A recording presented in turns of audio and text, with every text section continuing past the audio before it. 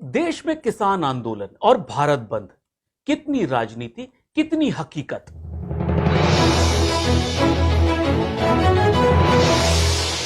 Times के सभी दर्शकों का हमारे खास कार्यक्रम खबरों का पंचनामा में स्वागत है। आज हम बात कर रहे हैं देश में चल रहे किसान आंदोलन के बारे में। क्यों सिर्फ पंजाब, हरियाणा और पश्चिमी उत्तर प्रदेश के किसान इस कानून से ज्यादा परेशान हैं? क्यों एमएसपी पे हो रहा है बवाल? क्यों केंद्र सरकार की किसानों के साथ बातचीत किसी नतीजे पे नहीं पहुंच पा रही है? जिस पार्टी के नेतृत्व में किसानों ने निरंतर आत्महत्या करी और उनके परिवार खत्म हो गए, कांग्रेस पार्टी आज उन्हीं किसानों के सिरमौर बनने की कोशिश कर रही है। कांग्रेस ने निरंतर किसानों को कभी किसान नहीं समझा, उनको उनका दर्जा नहीं दिया, उनसे पैसे लूटते रहे। और आज जब मोदी सरकार ने किसानों को सशक्त करा है, उनके हाथों को मजबूत करा है, एमएसपी नहीं खत्म करी है, मिडल मैन खत्म करा है। और ये किसान जानते हैं, जनता जानती है कि यहाँ जो आंदोलन में लोग बिठाए हुए हैं ना, ये आपके किराए के लोग हैं। ये परिवर्तन किसान के अनुकूल नहीं है, ये किसान के प्रतिकूल है। जिसमें सशक्तिकरण अगर किया गया है तो वो निवेशक का किया गया है, शक्ति अगर दी गई है तो वो कॉरपोरेट को दी गई है। जैसा आप सभी लोग जानते हैं कि कॉन्ट्रैक्ट फार्मिंग के कानून में विवाद होने की स्थिति में एसडीएम कोर्ट में मामले को सिर्फ ले जाया जा सकता है।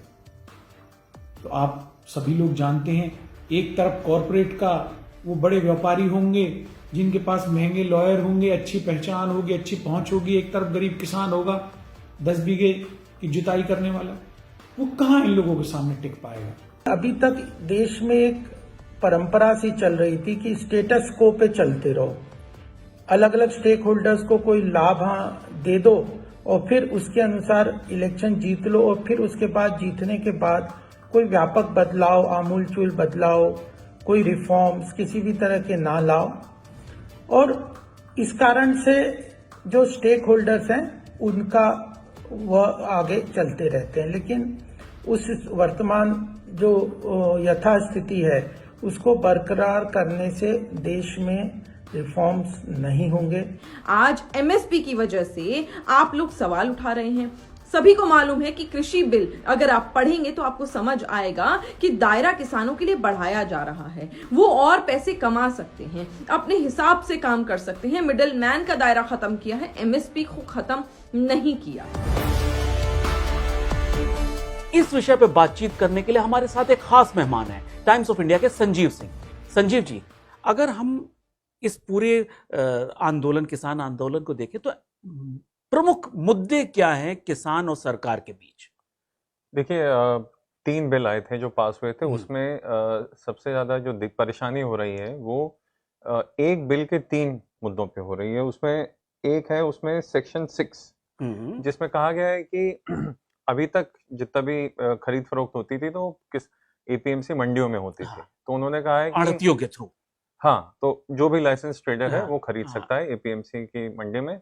अब सरकार ने क्या किया, उन्होंने कहा है कि आपको मंडी जाने की जरूरत नहीं है, आप बाहर भी बेच सकते हैं अपना सामान। तो ये एक मुद्दा है जिसपे किसान और बाकी लोग ये कह रहे हैं कि आपने, क्योंकि बाहर से लोग भी खरीद सकते हैं, तो आप एक तरीके से आप चाहते हैं कि मंडियां एबॉलिश हो जाएं, बंद हो जाएं और फिर किसान जाएगा तो जाएगा कहाँ? अभी क्या होता है कि मंडियों में अगर आप बेचते हैं तो मंडी एक कमीशन चार्ज करती है 2 से 3% के बीच में, और राज्य सरकारें एक टैक्स लगाती हैं। तो उस वजह से क्या होगा कि अगर मान लीजिए आपको अपना सामान बेचना है, वो 100 रुपए का सामान है, तो अगर आप मंडी में बेचेंगे तो 108 रुपए का बिकेगा, लेकिन अगर आप बाहर बेचेंगे तो 100 का ही बिकेगा। तो खरीदने वाले को वो सस्ता पड़ेगा।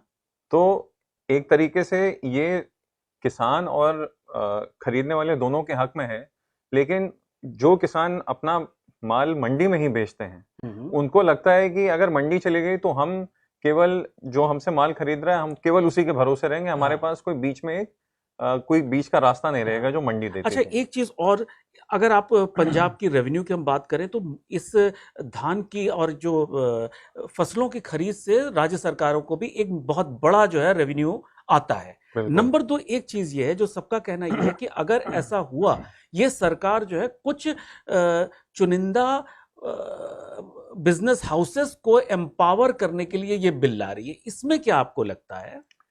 देखिए, पहली चीज कि आप बाहर से खरीद सकते हैं। हाँ। ये एक बात हुई। दूसरा उन्होंने क्या किया कि अब वो सरकार कह रही है कि अगर आपको खरीद फरोख्त करनी है तो अभी तक ये था कि आपको एक लाइसेंस लेना होता था और तब आप खरीद फरोख्त कर सकते थे अनाज की। अब सरकार कह रही है कि आप एक पैन कार्ड भी दे दीजिए और काम कर लीजिए। तो इस पे किसान कह रहे हैं कि अभी तो मान लीजिए उसका लाइसेंस है, उसने कुछ गारंटी मनी दी हुई है, बैंक गारंटी है उसकी, तो अगर किसान को कोई परेशानी होती है तो वो जाके एस्केलेट कर सकता है मैटर। हाँ। अभी क्या है कि बस केवल पैन कार्ड है, तो मान लीजिए उसने आपका माल खरीदा, पैसे नहीं दिए, तो कहाँ जाएगा। हाँ। इसी के साथ एक और क्लॉज है इसमें जिसमें कहा गया है कि जो बाहर से जो नए प्लेयर्स आ रहे हैं उनको एक तरह से प्लेइंग फील्ड उनके पक्ष में कर दी गई है। तो किसान ये चाहता है कि मान लीजिए अगर आप हमको सामान बेच रहे हैं तो अभी ये है कि एपीएमसी का जो कानून है उसके तहत आप और हम आर्बिट्रेशन कर सकते हैं। अब सरकार कह रही है कि अगर आप खरीदने और बेचने वाले के बीच में प्रॉब्लम होती है तो आप एसडीएम के पास जाइए और एसडीएम फाइनली डिसाइड करेगा और उसके वो मामला सिविल कोर्ट में नहीं जाएगा। तो किसानों को लगता है कि वैसे ही सरकार किसानों के साथ नहीं है, उनको ये ऐसा लगता है। तो अगर एसडीएम और जो माल खरीद रहा है वो एक हो गए तो वो कहाँ जाएंगे। अच्छा, इसमें संजीव जी एक बड़ी इंपॉर्टेंट चीज है कि अगर ये किसानों को लगता है सरकार हमारे साथ नहीं है, तो अगर आप किसानों की बात करें तो इस आंदोलन में सिर्फ पंजाब, हरियाणा और पश्चिमी उत्तर प्रदेश के किसान पूरे आंदोलन को लीड कर रहे हैं। ऐसा क्यों है? क्या ये सिर्फ इन्हीं तीनों क्षेत्र के लोग ही सबसे ज्यादा प्रभावित क्यों हैं? देखिए क्या है कि जो एमएसपी का पूरा गेम है, जो एमएसपी हमारे देश में केवल 23 क्रॉप्स पे मिलती है। हाँ। उसमें मुख्यतः जो खरीफ और रबी की क्रॉप्स होती हैं और उसमें ज्यादातर ऑलमोस्ट 90% प्रोक्योरमेंट जो होता है वो 3 से 5 राज्यों के बीच में होता है। उसमें पंजाब और हरियाणा मुख्य है। इसीलिए हम देख रहे हैं कि इस पूरी पहल में पंजाब और हरियाणा का जो किसान है वो सबसे आगे खड़ा हुआ है। एमएसपी वो क्यों बेचता है? एक तो अभी इस साल में सबसे ज्यादा अनाज भारत सरकार ने पंजाब से खरीदा है। तो आप सोचिए कि अभी जो पंजाब का किसान है उसने अपना माल सरकार को बेचा है, अपनी फसल लगा के वो आ गया है क्योंकि उसको लगता है कि अगले साल मुझे एमएसपी नहीं मिलेगा। जबकि सरकार ये कह रही है कि आप एमएसपी के भरोसे क्यों हो, आप ओपन मार्केट में आओ, उनको भी बेच दो। तो उनको लगता है कि अगर एमएसपी व्यवस्था हट गई तो हम फिर किसी के भरोसे नहीं रहेंगे। ये मेन प्रॉब्लम हो रही है और पूरा खेल एमएसपी का है। तो जब 90% प्रोक्योरमेंट इन्हीं 4-5 राज्यों से होना है तो जाहिर है कि यही लोग ज्यादा खड़े होंगे। अच्छा, एक चीज और भी, एक सरकार का कहना, अभी 2 दिन पहले प्रधानमंत्री ने एक बात कही कि हम पिछले शताब्दी के कानून के साथ नए भारत का निर्माण नहीं कर सकते। एमएसपी एक ऑब्सोलीट टाइप की व्यवस्था है, हमें एक नए सिस्टम में जाना है। तो इस पे किसान या विरोधी दल क्यों नहीं एग्री कर रहे हैं? देखिए उसमें 2 धड़े हैं। ये 1960s से ये एमएसपी की प्रथा चली आ रही है और जो व्यवस्था चल रही है उसमें जो हम चेंजेस लाना चाह रहे हैं वो कई कोशिशें हो चुकी हैं पर वो सक्सेसफुल नहीं रही। जैसे मध्य प्रदेश ने भावांतर स्कीम लाई थी कि अगर रेट गिरता है तो हम आपकी मदद करेंगे, पर वो स्कीम उतनी सक्सेसफुल नहीं रही, किसान फिर भी नाराज रहा। 2018 में हमने देखा था कि चुनाव में कैसे किसान एकजुट हो गया था, तो कुछ समय के लिए कांग्रेस की सरकार आ गई थी। अगर हमें एमएसपी सरकार, अब जो सरकार ये चाह रही है कि जैसे जब कोविड हुआ तो उन्होंने एग्जिस्टिंग एपीएमसी के जो कानून थे वो बंद कर दिए और किसानों को कहा कि आपको जहां माल बेचना है बेच दीजिए, क्योंकि अगर सारे किसान मंडी में पहुंच जाएंगे तो कोविड फैल सकता था। तो जब ये व्यवस्था चलनी शुरू हो गई तो सरकार को लगा कि ये व्यवस्था क्यों नहीं और एक्सटेंड कर दी जाए और किसान फ्री हो जाए अपना माल बेचने के लिए। लेकिन क्योंकि ये समय ओपन इकोनॉमी का है और खुली बाजार व्यवस्था और वैसे भी अगर आप 90% जो किसान उगाता है हमारे देश में वो प्राइवेट प्लेयर ही डायरेक्टली खरीदता है, केवल 10% या एमएसपी और मंडियों के माध्यम से जाता है। तो ऐसा कोई इतना बड़ा भूचाल या इतना बड़ा क्रांतिकारी कोई कानून सरकार नहीं ला रही है, वो बस एक रेगुलेटरी फ्रेमवर्क बनाने की दिशा में काम कर रही है कि अगर आप प्राइवेट प्लेयर हैं, अगर मान लीजिए मैं फूड प्रोसेसर, मेरा फूड प्रोसेसिंग यूनिट, तो अभी मुझे आड़ती के थ्रू जाना पड़ेगा जो एपीएमसी में लाइसेंस्ड है, मैं सामान उसी के थ्रू ले सकता हूँ। सरकार एक फ्रेमवर्क बना के दे रही है कि मैं ही खुद जाके किसान से डायरेक्टली खरीद। हाँ, मतलब कि अगर मैं आलू के चिप्स बनाने वाला आदमी हूं तो मैं जी। सीधे जाके किसान से आलू खरीद सकता हूं, मुझे किसी मीडियम की जरूरत नहीं है। अच्छा, दर्शकों की सुविधा के लिए हम एक चीज बता दें, एमएसपी जो है, मिनिमम सपोर्ट प्राइस जो है, ये सरकार निर्धारित करती है चुनिंदा खाद्यान्न के ऊपर कि इससे नीचे जो है सरकार प्रोक्योरमेंट नहीं करेगी। लेकिन उसमें भी बहुत सारी चीजें संजीव जी, जो कहा जाता है कि उनको कह तो दिया जाता है कि तुम्हारा इतना बिल हुआ, लेकिन एक एक साल तक पेमेंट नहीं होते, उसमें भी किसान परेशान रहते हैं। वेस्टर्न यूपी में खासकर सुनने में आता रहता है कि गन्ने के दाम नहीं मिलते हैं उनको, बहुत बहुत लंबे लंबे समय तक जो है उनको इंतजार करना पड़ता है। देखिए, यही चीज है कि आप जो भी किसान जो भी उगा रहा है, तो किसान को सबसे पहले और अवेयर होने की जरूरत है। हाँ।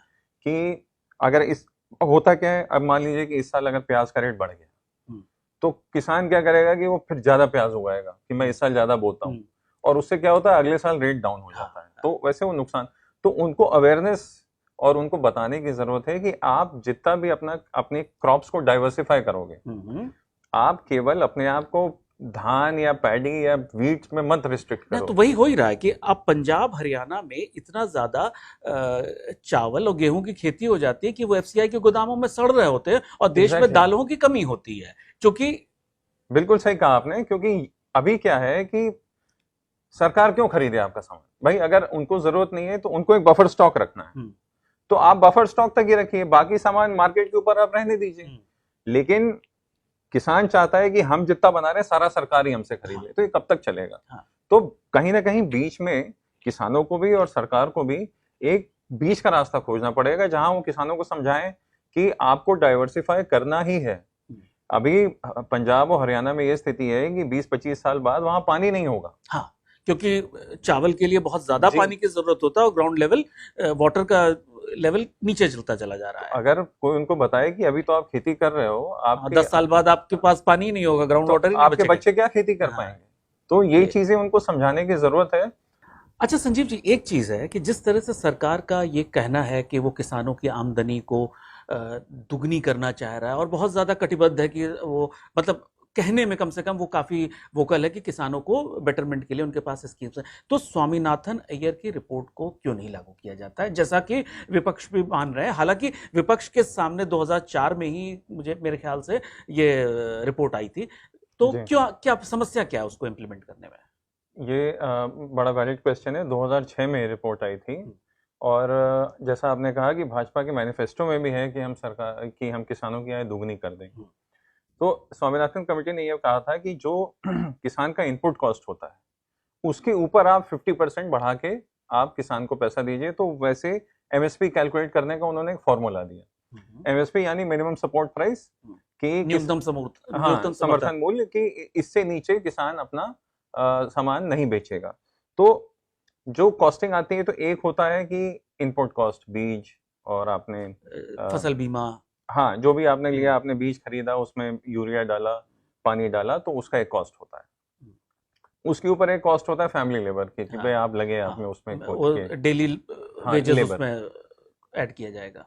और एक कॉस्ट होता है कि मान लीजिए कि अगर वो जमीन आपकी नहीं होती, तो वो जमीन पे आप कितना किराया देते हैं, उस जमीन से जुड़ी जो चीजें हम आमतौर पे मान लेते हैं कि ये तो किसान की है, तो इसलिए उसको कोई मेहनताना नहीं देना चाहिए या कॉस्ट नहीं जोड़ना चाहिए, वो भी एक कॉस्ट स्वामीनाथन अय्यर की कमेटी में रिपोर्ट में था।